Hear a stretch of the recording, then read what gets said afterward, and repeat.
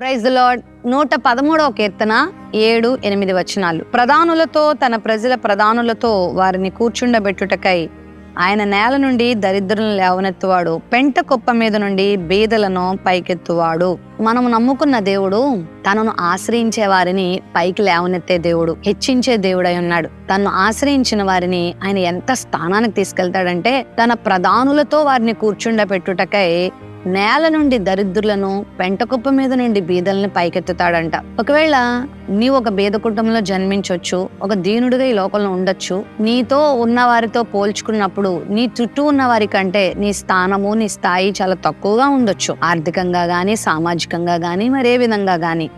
కానీ నువ్వు ఆయన యందు విశ్వాసం ఉంచి ఆయన మహిమ కొరకు నువ్వు జీవించే వ్యక్తివైతే, ఎన్ని కష్టాలు వచ్చినా, నష్టాలు వచ్చినా, ఇరుకులు ఇబ్బందులు వచ్చినా, యోసేపు నిలబడినట్టుగా నువ్వు నీతి కొరకు నిలబడితే నిన్ను ఖచ్చితంగా దేవుడు సింహాసనం ఎక్కిస్తాడు. అధికారులు నీకు నమస్కారం చేసేలా చేస్తాడు. అధికారులనే నీకు సేవ చేసేవారిగా దేవుడు చేస్తాడు. యోసేపును అందరూ చిన్నవాడని త్రోసివేశారు, చాలా బలహీనుడని అతని గుంటలోకి నెట్టివేశారు, అతడిని చంపాలని చూశారు. చివరికి అతన్ని వంచించి, అతన్ని హింసించి, దూషించి, తూలనాడి అతనిని వేరే వాళ్ళకి అమ్మేశారు. అక్కడ కూడా ఒంటరివాడని, చేతకానివాడని గుర్తించి మరి అక్కడ కూడా కొంతమంది శోధించారు, బాధ పెట్టారు. తన పక్షంగా నిలిచేవారు ఎవరూ లేరని చెరసాల్లో కూడా వేయించారు. అయితే దేవుడు అతని పక్షంగా ఉన్నాడు.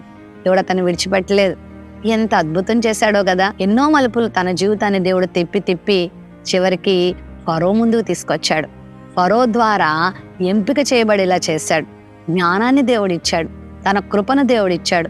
ఫరోయే ఆశ్చర్యపోయేంత జ్ఞానాన్ని దేవుడు యోసేపుకి ఇవ్వగా ఫరో అంటాడు, నీవే ఈ ఐగుప్తు అంతటికి ఏలికగా ఉండాలి. నేను పేరుకు మాత్రమే ఫరోను గాని రాజ్యం అంతటి అధికారాన్ని నీకే అప్పగిస్తున్నానని యావత్ ఐగుప్తు దేశ బాధ్యత అంతా మరి యోసేపుకి అప్పగించడం జరిగింది. ఎక్కడో బానిసగా అమ్మబడినటువంటి ఆ యోసేపుని దేవుడు ప్రధానులతో కూర్చోబెట్టాడు, గొప్పవారితో సమానంగా చేశాడు, రాజులతో మరి అధికారుల కంటే ఉన్నతమైన స్థానాన్ని దేవుడు యోసేపుకి ఇచ్చాడు. నీకు కూడా దేవుడు ఇస్తాడు. నేను దేవుడు విడిచిపెట్టాడు. దానియేలు జీవితాన్ని కూడా దేవుడు అలాగే వర్ధిల చేశాడు కదా. దావీదుని కూడా దేవుడు అలా వర్ధిల చేశాడు కదా. ఎస్తేరుని కూడా దేవుడు అలా వర్ధిల చేశాడు కదా. నిన్ను కూడా ఖచ్చితంగా వర్ధిల చేస్తాడు. బాధపడొద్దు, కృంగిపోవద్దు. నీతో ఉన్న మనుషులు ప్రస్తుతం నిన్ను తోలనాడుతున్నారేమో, తక్కువ చేస్తున్నారేమో, నిన్ను అపహాస్యం చేస్తున్నారేమో, నీకున్నటువంటి దీనస్థితిని బట్టి నిన్ను లెక్క లేకుండా చూస్తున్నారేమో, మాట్లాడుతున్నారేమో. ఏం బాధపడొద్దు. వారికి తిరిగి సమాధానం కూడా నువ్వు చెప్పొద్దు. దేవుని వైపు చూడు. నీకు దేవుడిచ్చిన నీతిని వదిలిపెట్టద్దు, నీకు దేవుడిచ్చిన భక్తిని వదిలిపెట్టద్దు. ఆయన మాట ప్రకారంగా జీవించు. విశ్వాసం అంతా ఆయన మీద ఉంచుకో. ఏదో ఒక రోజు నా దేవుడు నన్ను కూడా నిలబెడతాడన్న విశ్వాసంతో బ్రతుకు, నిరీక్షణతో బ్రతుకు.